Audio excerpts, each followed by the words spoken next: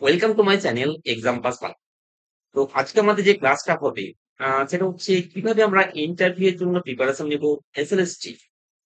তো আগে যে একটা ক্লাস আমি নিয়েছি সেই ক্লাস আমি বলেছি কি ইন্টারভিউ বোর্ডে আমি কি করব বা আমরা কি করব এবং কি করব না সেগুলো বলেছি। কিন্তু আজকে যে ক্লাসটা আমরা নিব সেটা কিন্তু বিশেষ করে প্রথম কিছুটা পয়েন্ট সমস্ত সাবজেক্টের ক্ষেত্রে হবে, কিন্তু বিশেষ করে সেটা হবে কিন্তু ইংলিশ সাবজেক্টের উপর। সেটা কি হবে? ইংলিশ সাবজেক্টের উপর কিন্তু হবে। তো আজকে আমাদের যে ক্লাসটা হবে সেটা ইংলিশ সাবজেক্টে আমাদের কোন টপিক থেকে কোশ্চেন ধরতে পারে এবং অবশ্যই করবে সেই টপিক গুলো কিন্তু আমি আজকে আলোচনা করব। তো আমি টোটাল ১২টা টপিক সিলেক্ট করেছি। তো আমার মনে হয় যে ১২টা টপিক তোমরা দেখে যাও, তাহলে এই ১২টা টপিক থেকে 90% কোশ্চেন তোমরা কিন্তু পেয়ে যাবে। এই ১২টা টপিকের মধ্যে দিয়ে থাকবে। তো চলো ক্লাসটা শুরু করি। তো দেখো, প্রথম যে টপিকটা তোমাদের জানতে হবে সেটা ফার্স্ট হচ্ছে সেলফ ইন্ট্রোডাকশন। তো সেলফ ইন্ট্রোডাকশন এটা একটা ভাইটাল পার্ট, ভাইটাল টপিক তোমাদের ইন্টারভিউ ক্ষেত্রে। তো সেলফ ইন্ট্রোডাকশন কিভাবে দিবে তার জন্য আমি একটা ক্লাস নিব। আজ আমি হালকা করে দু একটা কথা বলে দিচ্ছি। দেখো, সেলফ ইন্ট্রোডাকশন দেওয়ার ক্ষেত্রে তোমার নামটা বলতে হবে, তোমার কোয়ালিফিকেশনটা বলতে হবে, তোমার যদি টিচিং এক্সপেরিয়েন্স থাকে বলবে, আর তোমার প্যাশন। বাস এই ৪ টা কথা বললেই হয়ে যাবে। তো সেলফ ইন্ট্রোডাকশন সম্বন্ধে ডিটেইলস এ আমি কিন্তু পরে ভিডিও করব। তো আজকে আমি জাস্ট এইটুকুই বললাম। ওকে? তো ২ নাম্বার পয়েন্ট যেটা আমি সিলেক্ট করেছি সেটা হচ্ছে গ্র্যাজুয়েশন এবং মাস্টার। তো গ্র্যাজুয়েশন এবং মাস্টার থেকে তোমাদের কিন্তু কোশ্চেন আসবে। তো যখনই তুমি সেলফ ইন্ট্রোডাকশন দিবে, তখনই তুমি নিশ্চয়ই গ্র্যাজুয়েশন এর কথা উল্লেখ করবে। আর যখনই তুমি গ্র্যাজুয়েশন এর কথা উল্লেখ করবে, তখনই তোমাকে কোশ্চেন হবে যে তুমি কোথা থেকে গ্র্যাজুয়েশন করেছো, কোথা থেকে বিএড করেছো, আর তোমার কি সাবজেক্ট, হ্যাঁ? আর তোমার স্পেশাল সাবজেক্ট মাস্টার ডিগ্রিতে কি ছিল? তো এই সমস্ত কোশ্চেন গুলো তোমার কিন্তু চলে আসবে। তো গ্র্যাজুয়েশন সম্বন্ধে কি কোশ্চেন হবে সেটা সম্বন্ধে পরে একটা ক্লাস নেওয়া হবে। ঠিক আছে? তো আমি হালকা করে ২ ১ টা বললাম। তো এগুলো তোমরা কিন্তু ভালোভাবে জেনে যাবে গ্র্যাজুয়েশন সম্বন্ধে। ওকে? ৩ নাম্বার পয়েন্ট যেটা আসছে দেখো, লিটারেচার। তো ইংলিশের ক্ষেত্রে লিটারেচার একটা ভাইটাল পয়েন্ট। তো লিটারেচার লিটারেচার গোটা বই তো আমরা পড়তে পারি না লিটারেচার। তো লিটারেচারের জন্য আমাদের মেইন কিছু চ্যাপ্টার, মেইন কিছু এজ পড়ে যেতে হবে। যেমন রোমান্টিক এজ, তারপরে Victorian age, renaissance age, modern age. তো কোশ্চেন কেমন হতে পারে লিটারেচার থেকে? তো লিটারেচার থেকে কোশ্চেন হয়তো এমন ধরলো, হয়তো বলল রোমান্টিক এজের কিছু বৈশিষ্ট্য বলে। তো রোমান্টিক এজের বৈশিষ্ট্য কি? তো রোমান্টিক এজের বৈশিষ্ট্য আমরা তো জানি বিভিন্ন রকম আছে, যে love for nature, super naturalism, individuality. তো শুধু এই কোশ্চেন গুলো যখন তুমি বলবে, যখন তোমাকে এবার পড়বে, তখন কিন্তু এর সঙ্গে তোমার লিঙ্ক করতে চাইবে। বলবে যে তোমার যে সুপার ন্যাচারালিজম তুমি যে বললে একটা ক্যারেক্টারিস্টিক, সেটা আমাকে প্রমাণ করে দেখাও তো এই যুগের সঙ্গে সুপার ন্যাচারালিজম কিভাবে যুক্ত। তো এভাবে কিন্তু এই লিটারেচার থেকে কিন্তু আমি কয়েকটা ক্লাস নিব। হ্যাঁ? তোমাদের ভিডিও ভালো লাগলে অবশ্যই লাইক করবে এবং সাবস্ক্রাইব করবে। ওকে? ৪ নাম্বার পয়েন্ট দেখো যেটা আছে সেটা হচ্ছে টার্মস, মানে ড্রামাটিক, পোয়েটিক, নোভেল। এটা মাস্ট ভালোভাবে জানতে হবে।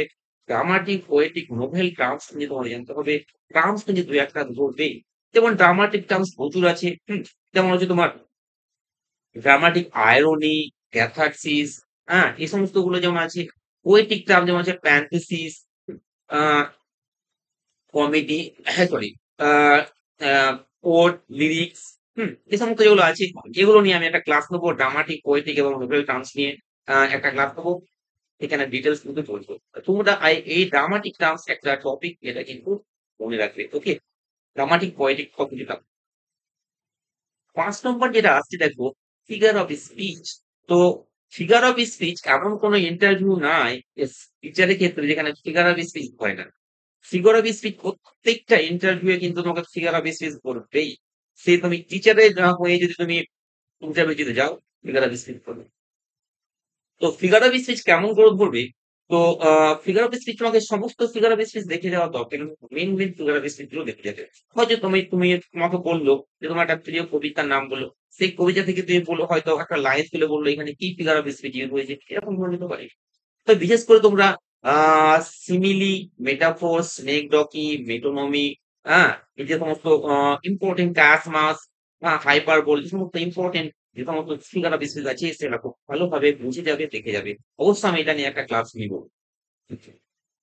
Pedagogical question. এবার দেখো পেডাগজিক্যাল কোশ্চেন কিন্তু মাস্ট এখানে তোমাকে ধরবে। তোমাকে হয়তো ধরবে যে তুমি আ যে ক্লাসটা করবে, তো ক্লাসে তুমি ক্লাসটাকে ইন্টারেস্টিং কিভাবে করবে? আ তারপরে আবার তোমাকে বলতে পারে যে গ্রামার কে ইন্টারেস্টিং ভাবে কিভাবে পড়াবে? এরকম কোশ্চেন হতে পারে। আ বিভিন্ন রকম পেডাগজিক্যাল কোশ্চেন আছে। এখানে অবশ্য আমি একটা ক্লাস নেব তোমাদের কিভাবে কি, কি পেডাগজিক্যাল কোশ্চেন ধরতে পারে। ওকে? আ তারপর হচ্ছে গ্রামার অ্যান্ড ইউজ। গ্রামার তো ধরবেই। তো গ্রামার ধরবে। তো গ্রামার বলতে আমি সমস্ত গোটা গ্রামার তো আর পড়ে যেতে পারি না। তো গ্রামার বলতে পার্টস অফ স্পিচ টা ভালো করে পড়তে হবে। আর পার্টস অফ স্পিচ বলতে কিন্তু নাউন আর প্রোনাউন নয়।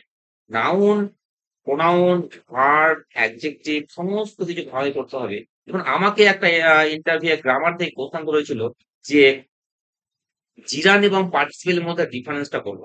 তো এটা কিন্তু ভার্ব থেকে কোয়েশ্চেন এসেছে। তো এই যে তোমার কোয়েশ্চেন টা কোথা থেকে এলো? গ্রামার থেকে। তো গ্রামারটা ভালোই পড়বে। আমি গ্রামার থেকে ২-৩ টা ক্লাস নেব। ওকে? Current topic. এবার দেখো যে কারেন্ট টপিকস কি? কারেন্ট টপিকস তোমাকে এডুকেশনাল রিলেটেড কারেন্ট টপিকস তোমাকে জানতে হবে। যেমন আ তোমাকে হয়তো বলতে পারে যে ২০০০ সালের এনইপি সম্বন্ধে প্রশ্ন উঠতে পারে। সরি কমে গেল। ২০২৩ সালে কারিকুলাম যেটা আছে ন্যাশনাল আ ন্যাশনাল এনসিএফ ন্যাশনাল কারিকুলাম যেটা আছে সেটাও প্রশ্ন হতে পারে। বা বিভিন্ন রকম টপিক আসতে পারে। তোমরা চাইলে এখান থেকে আমি একটা ক্লাস দিয়ে দিতে পারি। ওকে?